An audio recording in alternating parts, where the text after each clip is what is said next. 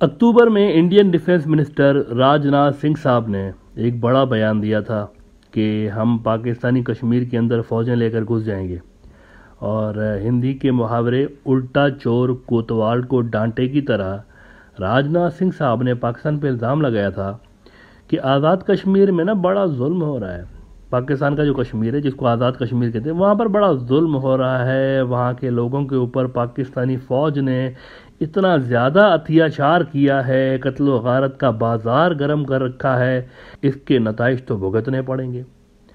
वैसे human history का सबसे जो लॉन्गेस्ट कर्फ्यू है, हाल ही में इंडियन कंट्रोल्ड कश्मीर में लगाया गया था। इंसानी तारीख का सबसे बड़ा कर्फ्यू। दुनिया में कहीं भी इतना लंबा कर्फ्यू आज तक किसी मुल्क में इम्पोज नहीं हुआ।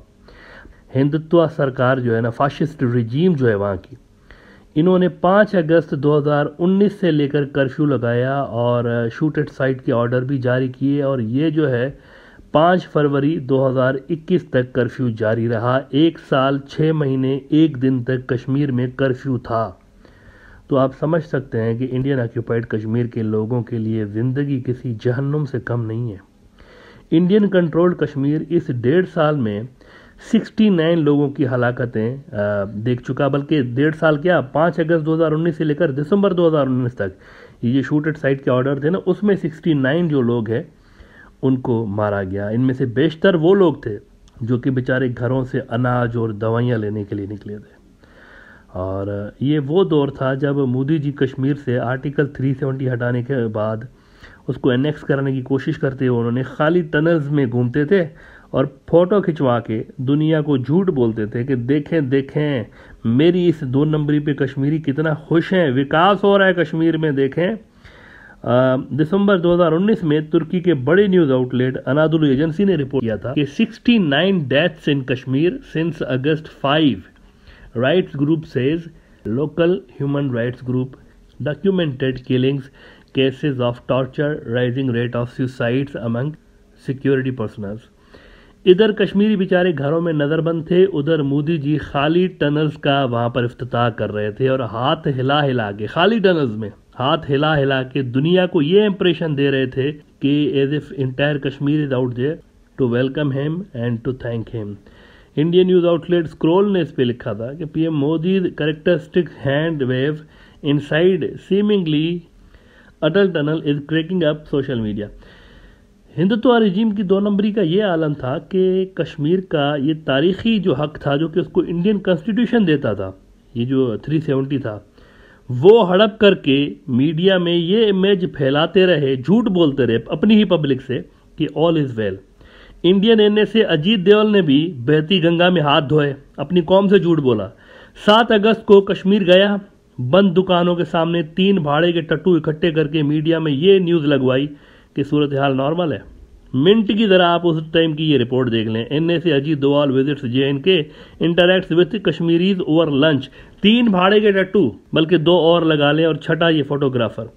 ये इन्होंने पिक्चर निकाली और प्रोपेगेंडा ये लगाया कि जी सब सही है, देखें कितना घुल मिल गए हैं कश्मीरी इनके साथ। ये प्रोपेगेंडा वॉरफेयर की एक मिसाल होती है कि एक तरफ कत्ल व गारत जारी हो, यानी शूट एट साइट के ऑर्डर दिए हुए हों, और दूसरी तरफ जो है वो आप इस तरह की ड्रामेबाजियां करके दुनिया को धोखा दे रहे हैं कि देखें सब कुछ सही है। अक्टूबर में राजनाथ सिंह ने उल्टा चोर कोतवाल को डांटने वाले मुहावरे का जैसे अमली मुजाहरा दुनिया को दिखाया और कहा कि पाकिस्तान जुल्म कर रहा है और हम जल्द ही पाकिस्तानी कश्मीर पर भी हमला कर देंगे। इस पे द प्रिंट ने रिपोर्ट किया था कि Rajnath hints at taking back Gilgit Baltistan parts of PoK at Shaurya Diwas event in JNK. ये सारी जो बड़कियां मारी जा रही थी ना, ये सीज फायर के दिनों में मारी जा रही हैं। सीज फायर है वहाँ पर, सीज फायर है, और इंडिया ने खुद सीज फायर करवाया था अमेरिका को कहकर, क्योंकि ये उस वक्त से सीज फायर जारी है जब चाइना और इंडिया का बॉर्डर टेंस था। वहाँ पर जब चाइना और इंडिया के बॉर्डर पर क्लैशेस छिड़ गए थे और वहाँ पर इंडिया अपनी फोर्सेस डिप्लॉय कर रहा था, तो इंडिया ने खुद अमेरिका को कहा था कि जरा पाकिस्तानी जो बॉर्डर है इसको शांत करवाएं, हम 2 फ्रंट्स पर नहीं लड़ सकते एक साथ। तो ये तब से लेकर इंडिया ने खुद एक तो करवाया सीज फायर, और अब खुद ही स्टेटमेंट्स दे रहे हैं कि हम जो है ये भी कर देंगे। और बेसिकली इन स्टेटमेंट्स का मतलब ये है कि 2 चीज़ें हुई हैं। एक तो इंडिया ने पॉलिटिकल विल अपनी तरफ से दिखाने की कोशिश की है कि पॉलिटिकल विल है कश्मीर पे हमला करने की, और it was followed by a military threat. और इंडिया के जो एक बड़े टॉप के कमांडर साहब हैं उन्होंने भी कहा था कि हम तो रेडी हैं, जब भी आज्ञा देंगे मोदी साहब, हमें सरकार जब कहेगी तो हम तो घुस जाएंगे। ये जैसे कि कोई शादी की दावत है और ये घुस जाएंगे। अब इस पर पाकिस्तान के नए आर्मी चीफ आसिम मुनीर साहब ने कल रिस्पॉन्ड किया है। वैसे तो ISPR ने भी किया था, लेकिन आसिम मुनीर साहब ने कल रिस्पॉन्ड किया है, क्योंकि ये जो थ्रेट्स हैं वो पिछले कुछ महीनों से कुछ ज़्यादा ही हो गए थे, तो आर्मी चीफ ने खुद रिस्पॉन्ड किया। नए आर्मी चीफ हैं ये पाकिस्तान के, अभी 2-4 रोज़ पहले ही इन्होंने कमांड संभाली है, लेकिन बड़े ही सीनियर ऑफिसर ISI के भी चीफ रह चुके हैं। और ये जो आपको याद होगा 2019 में, फरवरी 2019 में जो स्ट्राइक्स हुई थी इंडिया की जानिब से, पाकिस्तान की एयर स्पेस की वायलेशन की गई थी, पाकिस्तान ने रिस्पॉन्ड किया था और 2 इंडिया के जहाज़ गिरा दिए थे, 6 जगहों पे जाकर इंडिया के अंदर बॉम्बिंग की थी। उस वक्त आसिम मुनीर ISI के चीफ थे, तो इंडिया इनको कुछ ज़्यादा पसंद वैसे भी नहीं करता। आसिम मुनीर साहब ने कल जवाब दिया है कि अगर जंग छेड़ी गई हम पे, तो ये जंग जो होगी ना LOC पे नहीं होगी, लाइन ऑफ कंट्रोल पे नहीं होगी, ये जंग होगी इंडिया के कंट्रोल इलाकों के अंदर। दूसरे लफ्ज़ों में ये कि हम घर में घुस के मारेंगे, इसी को कहेंगे ना। अगर इंडियन कंट्रोल इलाकों के अंदर जंग होने का क्या मतलब होगा? घर में घुस के मारना। TRD वर्ल्ड तुर्की का न्यूज़ आउटलेट है, इन्होंने रिपोर्ट किया है आज कि Pakistan army chief says ready to take fight back to India if war imposed. इन्होंने इंडियन कंट्रोल्ड कश्मीर के पास LOC जो है, जो कि पाकिस्तान और इंडिया के दरमियान आर्जी बॉर्डर है जंगबंदी का, LOC पे आके उन्होंने ये बयान दिया है कि let me make it categorically clear, Pakistan armed forces are ever ready not only to defend every inch of our motherland but to take the fight back to the enemy if ever war is imposed on us. अब मित्रों, ground सूरत हाल ये है कि लद्दाख की boundaries Indian controlled Kashmir से मिलती हैं। यही लद्दाख जिस पे चाइना का क्लेम है, लद्दाख की बाउंड्रीज इंडियन कंट्रोल्ड कश्मीर से मिलती हैं, और लद्दाख वो इलाका है जिसका बॉर्डर चाइना के साथ भी लगता है, पाकिस्तान के साथ भी लगता है।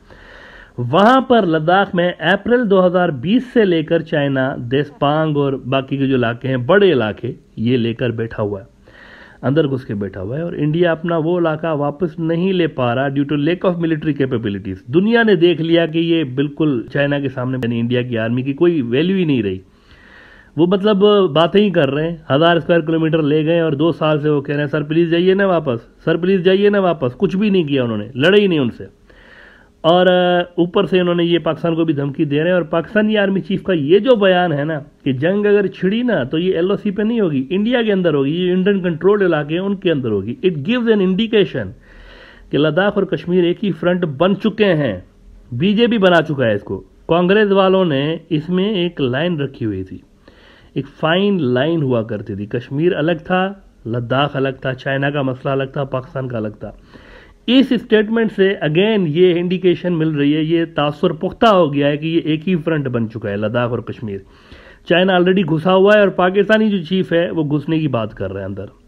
पाकिस्तान के साथ या चाइना के साथ जंग की सूरत में इंडिया को अब 2 बॉर्डर्स बचाने पड़ेंगे एक साथ, एक तो पाकिस्तान वाला बॉर्डर, दूसरा चाइना वाला बॉर्डर। अच्छा, कश्मीर पर जो RSS और BJP की पॉलिसी है कि कश्मीर से कश्मीरियत हटानी है, एक कश्मीरियत भी है ना, वो कश्मीरियत हटानी है, और कश्मीरियत हटा के बाकी के जो इंडिया के इलाके हैं वहाँ से लोग लाकर बाहर से इजरायली स्टाइल एडॉप्ट करते हुए सेटलमेंट्स बनाने हैं, मिलिट्री की छाँव में, हैवी सिक्योरिटी के छाँव में वहाँ पर नए नए इलाके बनाने हैं और डेमोग्राफी यहाँ पर तब्दील करनी है। इस पर मैंने 2 रोज़ पहले लाइव सेशन में बात की थी और डिटेल में बात की थी कि यहाँ पर इनकी क्या BJP की कश्मीर पॉलिसी है और RSS की। तो ज़रूर देखिएगा इसको, इसकी मैं लिंक डिस्क्रिप्शन में भी दे दूंगा और इस एपिसोड के आखिर में भी आपकी स्क्रीन पर आ जाएगी। कश्मीर इशू पे यूनाइटेड नेशंस की रेजोल्यूशन मौजूद है जिसके तहत वहाँ वोटिंग होनी है और कश्मीरी ही खुद डिसाइड करेंगे कि उस वोटिंग में वो किसके साथ जाना चाहते हैं, पाकिस्तान के साथ जाएंगे या इंडिया के साथ जाएंगे। लेकिन 75 साल से लेकर इन रेजोल्यूशन पर अमल नहीं हुआ। एज अ रिजल्ट 1 लाख इंसान मारे जा चुके हैं। इस डिस्प्यूट में खून की नदियां बही हैं और BJP सरकार उसके बावजूद भी मसला हल करने की बजाय मजीद खून खराबे, मजीद इन्वेजन, मजीद जंगों की बात कर रहे हैं कि हम जो है ना वो तो पाकिस्तान पे भी इन्वाइट करके वो वाला भी कश्मीर लेंगे। हालांकि कैपेबिलिटी नहीं है, इंडिया के पास, पाकिस्तान से लड़ने की भी कैपेबिलिटी नहीं है। चाइना तो दूर की बात है, पाकिस्तान से लड़ने की अगर कैपेबिलिटीज होती इंडिया के पास तो ये क्या हुआ है 2019 में, देखे ना इतना बड़ा क्लैश हो गया था। इंडिया के एयरफोर्स के 2 जहाज गिरे हैं, तीसरा उन्होंने अपना हेलीकॉप्टर खुद ही गिराया, और इधर से क्या डैमेज हुआ है पाकिस्तान के अंदर। आप कह रहे हैं कि 350, हमने 500, 700, 800, पता नहीं कितना, जितने मुंह उतनी बातें, जितने गोदी मीडिया आउटलेट्स उतने नंबर, इतने ज़्यादा हमने जाकर बंदे मारे उधर। और पाकिस्तान दूसरे दिन जो है वो आलमी मुबसरीन और आलमी जो मीडिया आउटलेट्स हैं उनको लेकर गया है उस साइट पे कि ये देखें इधर क्या है, किस इलाके पे उन्होंने किया है। वो जंगल में पेलोड फेंके हुए, उन्होंने पेलोड भी दिखाए।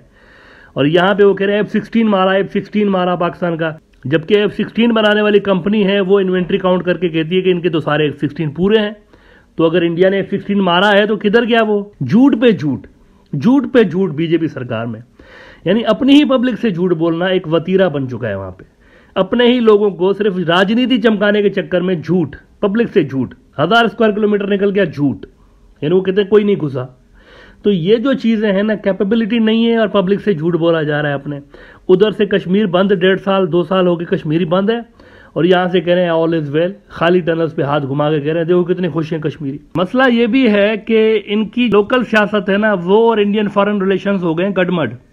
अब इनको ये हट नहीं सकते उससे, एंटी पाकिस्तान, एंटी मुस्लिम जो इनका नैरेटिव है उससे हट नहीं सकते। हटते हैं तो वोट बैंक इनका कंप्रोमाइज होता है, वो जो हार्ड लाइनर्स है। इस सूरत हाल में रीजन के अंदर पीस नहीं आ सकता, इंडिया का खुद का नुकसान हो रहा है। देखिए रीजनल आइसोलेशन, इंडिया के नेबर में आप देखें 2 बड़े मुसलमान मुल्क के साथ तो उनका बॉर्डर लगा हुआ है, बांग्लादेश और पाकिस्तान के साथ। एंटी मुस्लिम पॉलिसी कहां चल सकती है ऐसे में फिर? लिहाजा इंडिया के अंदर ये जो सेंसिबल लोग हैं, जो कि बड़ी तादाद में, हार्ड लाइनर से ज्यादा वहां पर सेंसिबल लोग हैं जो कि इश्यूज हल करना चाहते हैं, इस तरह चीजों को लेकर नहीं चलना चाहते, उनको जो है आगे आना चाहिए और कोई सेंसिबल पॉलिसी अडॉप्ट करनी चाहिए कश्मीर इशू के हवाले से खास तौर पर। और सेंसिबल पॉलिसी यही है कि you have to start the dialogue and you have to avoid the war.